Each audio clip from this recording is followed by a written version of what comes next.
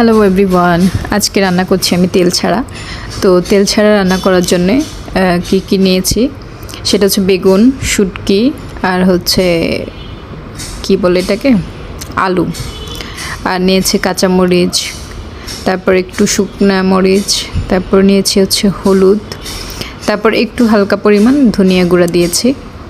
তো এগুলো সব মাখিয়ে দিয়ে দেন রান্নাটা বসিয়ে দেব, কারণ এখানে যেহেতু তেল হবে না সেজন্য মাখিয়ে রান্না করতে হবে। খারাপ লাগবে না, যারা ডায়েট করেন তারা এটা খেতে পারেন। অবশ্যই এটা আমাদের ট্রেডিশনাল খাবার।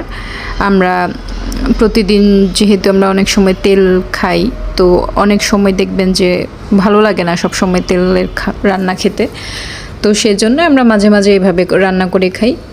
তো আপনারাও বাসায় ট্রাই করতে পারেন।